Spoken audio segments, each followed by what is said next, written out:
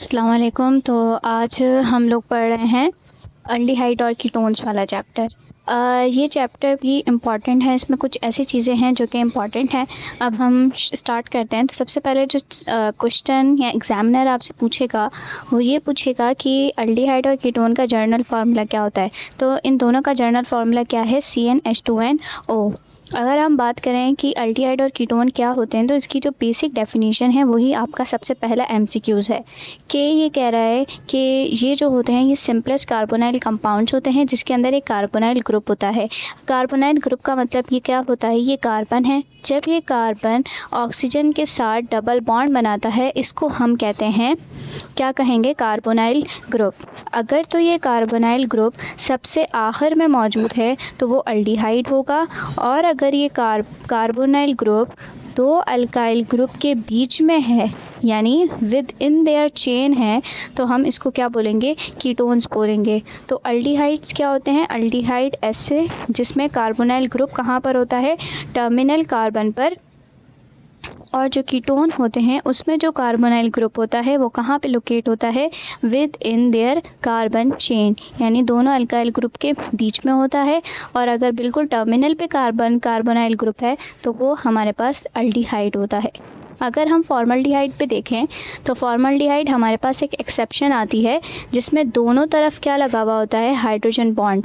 ये देखें यहाँ दोनों तरफ पे क्या लगा हुआ है? हाइड्रोजन। ये क्या कहलाता है? फॉर्मल्डिहाइड। और ये इंपॉर्टेंट MCQs है। अगर हम नेक्स्ट देखें तो क्वेश्चन में जो आपसे वो पूछता है वो यही पूछता है कि फॉर्मल्डिहाइड का स्ट्रक्चर क्या होता है। तो फॉर्मल्डिहाइड का ये स्ट्रक्चर होता है, ये आपने याद रखना है। सेकंड जो यूजेस है ना वो इम्पॉर्टेंट है क्योंकि MCQ उसमें से आ जाता है। जैसे फॉर्मल्डिहाइड रेजिन, सिंथेटिक प्लास्टिक और यूरिया फॉर्मल्डिहाइड के तौर पर इस्तेमाल होता है। एसीटोन हम किस में इस्तेमाल करते हैं? नेल पॉलिश रिमूवर के तौर पर इस्तेमाल होता है। और दूसरा कि हम इससे आयोडोफॉर्म और क्लोरोफॉर्म भी बनाते हैं एसीटोन से, ये आता है क्वेश्चन। और दूसरा बेंजल्डिहाइड का भी आता है कि बेंजल्डिहाइड डाइज बनाने के लिए इस्तेमाल होता है। डाइज मतलब जो बालों में कलर होता है वो। नेक्स्ट हम फिज़िकल प्रॉपर्टीज़ देखें तो इसमें फ़िज़िकल स्टेट है, ये भी इंपॉर्टेंट होती है। तो इसमें आपने ऐसे याद रखना है कि जो फॉर्मल्डिहाइड है और एसिटल्डिहाइड है ये दोनों के दोनों गैसेस फॉर्म में होते हैं। इसके अलावा जो लोअर एल्डिहाइड्स होते हैं वो कलरलेस लिक्विड्स होते हैं। और उसके बाद 20 से जो ज़्यादा एल्डिहाइड्स आते हैं वो हमारे पास कौन सी फॉर्म में होते हैं? सॉलिड की फॉर्म में होते हैं। अगर हम स्मेल की बात करें तो लोअर एल्डिहाइड्स की पंजेंट स्मेल होती है, यानी सड़ी हुई कोई चीज़ होगी उसकी। और कीटोन्स की थोड़ी मीठी सी स्मेल होती है। अब नेक्स्ट चीज़ है बॉइलिंग पॉइंट। आप ये याद रखिएगा कि जब आप ऑर्गेनिक केमिस्ट्री पढ़ रहे हैं तो उसमें मोस्ट इंपॉर्टेंट जो एनी हाउ क्वेश्चन आता है वो बॉइलिंग पॉइंट का आता है। तो आपको हर ऑर्गेनिक कंपाउंड का बॉइलिंग पॉइंट ज़्यादा किससे होता है, कम होता है, आपको कंपैरिजन आना चाहिए। अगर हम कार्बोनाइल कंपाउंड की बात करें तो कार्बोनाइल कंपाउंड का जो बॉइलिंग पॉइंट होता है वो अल्केन से ज़्यादा होता है, क्योंकि अल्केन क्या है? एक पोलर है, उसके अंदर सिर्फ कार्बन है।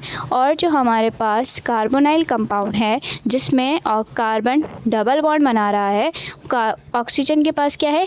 नेगेटिविटी है।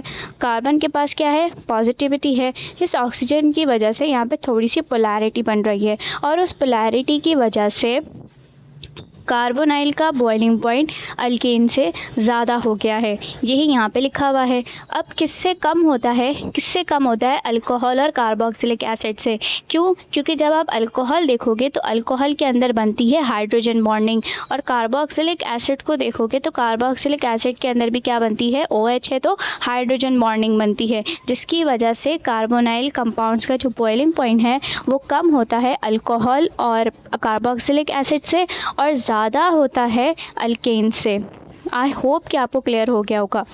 अगर हम सॉल्युबिलिटी की बात करें तो मैंने आपको बताया कि जो कार्बोनाइल कंपाउंड्स हैं वो क्या होते हैं? पोलर होते हैं। इस वजह से ये वाटर के अंदर या फिर अल्कोहल सॉल्यूशन के अंदर क्या होते हैं? सॉल्युबल होते हैं। लेकिन अगर हम सॉल्युबिलिटी को कम करना चाहें तो कैसे कम करेंगे? जैसे ही हम बहुत ज़्यादा कार्बन एटम्स को बढ़ा देंगे तो क्या होगा? सॉल्युबिलिटी कम हो जाएगी। देन यहाँ पे आ जाता है स्ट्रक्चर ऑफ एल्डिहाइड और कीटोन्स। इसमें कुछ भी इंपॉर्टेंट नहीं है, जो चीज़ इंपॉर्टेंट है वो ये है कि एल्डिहाइड और कीटोन्स की हाइब्रिडाइजेशन क्या होती है, sp2 इसकी हाइब्रिडाइजेशन है। उसके बाद ये did you know is very important कि जो ग्लूकोज और फ्रक्टोज होते हैं ये क्या होती है, हमारे पास सिंपल शुगर होती है। इसमें इंपॉर्टेंट चीज़ ये है कि जो ग्लूकोज के अंदर जो फंक्शनल ग्रुप होता है वो क्या होता है, एल्डिहाइड होता है, और जो फ्रक्टोज होती है वो क्या होती है, कीटोज शुगर होती है। ये इंपॉर्टेंट MCQs है। नेक्स्ट यहाँ पे लिखा हुआ है हाइब्रिडाइजेशन इसकी क्या होती है, sp2 होती है। और इसमें ज्योमेट्री क्या बनती है, ज्योमेट्री इंपॉर्टेंट है, क्वेश्चन आपसे वो पूछता है। ट्राइगोनल प्लेनर ज्योमेट्री बन रही है, और बॉन्ड एंगल इसका क्या होता है, 120 होता है। जब मैं आपको केमिकल बॉन्डिंग वाला चैप्टर बताऊंगी तो मैं आपको सिंपल ट्रिक बता दूंगी जिससे हम बहुत आसानी से ऑर्गेनिक कंपाउंड्स हैं, जो सा भी कंपाउंड होगा उसकी आप हाइब्रिडाइजेशन फाइन आसानी से कर सकते हो। नेक्स्ट हम मूव करते हैं preparations of aldehyde and ketones. अभी हमारे पास एक नया रिएक्शन है, ओजोनोलाइसिस ऑफ एल्कीन। एल्कीन का रिएक्शन ओजोन के साथ करते हैं तो हमारे पास पहले ओजोनोइड बनता है, और ओजोनोइड के बाद ये एक इंटरमीडिएट प्रोडक्ट होती है, अनस्टेबल होती है, जल्दी से टूट भी जाती है वापस। फिर क्या होता है कि हम उसका रिएक्शन करवाते हैं जिंक के साथ। जिंक जो होता है वो कैसे काम करता है, act as a reducing agent के तौर पे काम करेगा, और प्रोडक्ट क्या बनेगी हमारे पास, फॉर्मल्डिहाइड। और जब हमारे पास 2,3 डायमिथाइल 2 ब्यूटीन होगा तो प्रोडक्ट क्या बनेगी, एसीटोन बनेगी। अब मैं आपको इसकी ट्रिक बताती हूँ कि हम इसको कैसे याद रख सकते हैं। बना के दिखाती हूँ आपको। ये हमारे पास CH2 है और ये हमारे पास CH2 है। ये एक ऑक्सीजन यहाँ, एक ऑक्सीजन यहाँ, और एक ऑक्सीजन यहाँ। यहाँ से तोड़ो, यहाँ से डबल बॉन्ड तोड़ो, ये पूरी प्रोडक्ट हो गई और ये एक पूरी प्रोडक्ट हो गई। देखो क्या बना, CH2O। लिखो CH2O। इसको अगर हम फार्मूला में लिखना चाहें तो कैसे लिखेंगे, C double bond O H और H, क्या बना, फॉर्मल्डिहाइड। और यहाँ देखें तो फॉर्मल्डिहाइड। अब हमारे पास ये दो हैं तो कितने कितने फॉर्मल्डिहाइड बनेंगे, 2 फॉर्मल्डिहाइड बनेंगे। अब मैं आपको ये वाला करके दिखाती हूँ, 2,3 डायमिथाइल 2 ब्यूटीन। अब हम ये देखें, ये हमारे पास है 2,3 डायमिथाइल 2 ब्यूटीन।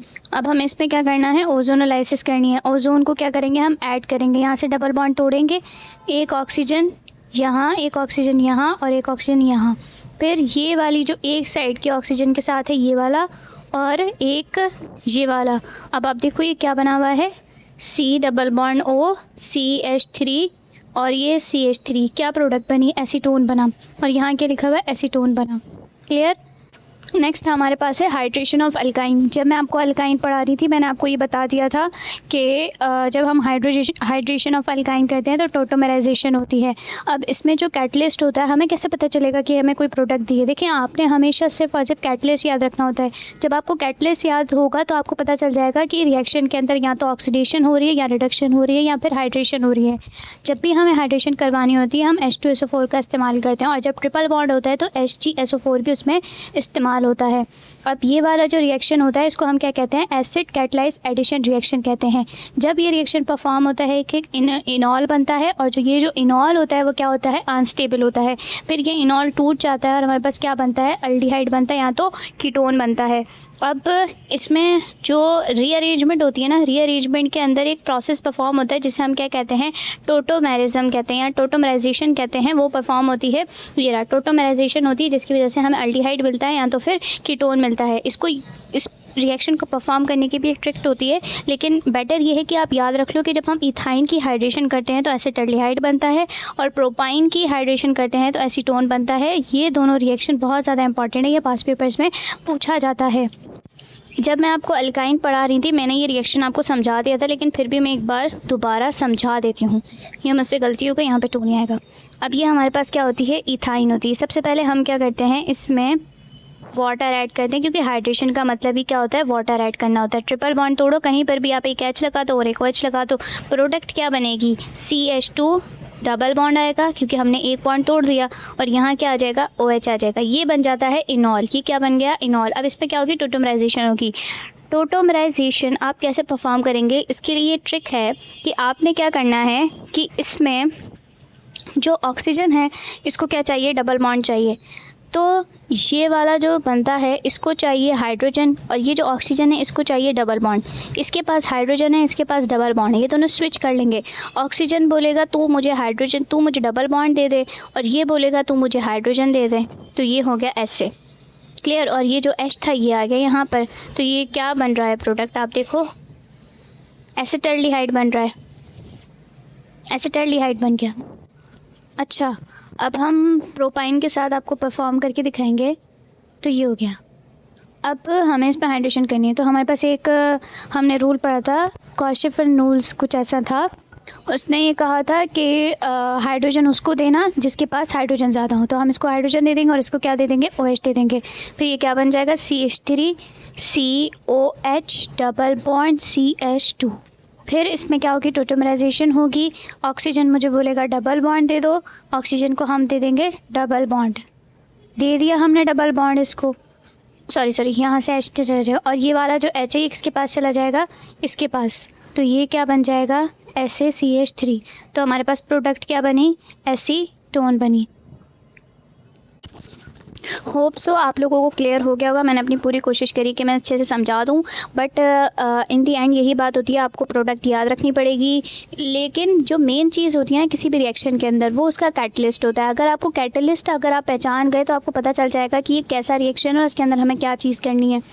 किसी भी ऑर्गेनिक केमिस्ट्री में बच्चे क्या करते हैं, प्रोडक्ट और रिएक्टेंट याद रखते हैं, इस वजह से वो कंफ्यूज हो जाते हैं, उन्हें पता ही नहीं होता। तो वो गलती क्या करते हैं कि वो कैटलिस्ट याद नहीं रखते। जब आप कैटलिस्ट याद रखोगे ना तो आपको पता होगा कि आपने रिएक्शन के अंदर क्या चीज़ परफॉर्म करनी है। जैसे अब यहाँ पर अब H2SO4 है। अब मैंने आपको बता दिया कि H2SO4 कैटलिस्ट तब इस्तेमाल होता है जब हमें हाइड्रेशन करनी होती है। अब आपके पास कोई भी रिएक्शन आ जाएगा, आपको पता चल जाएगा कि H2SO4 लिखा हुआ है, यानी यहाँ पे हाइड्रेशन होगी। अब हाइड्रेशन में आपको पता है कि वाटर ऐड करना है, आप वाटर ऐड कर दोगे, प्रोडक्ट आपके पास आ जाएगी खुद ब खुद।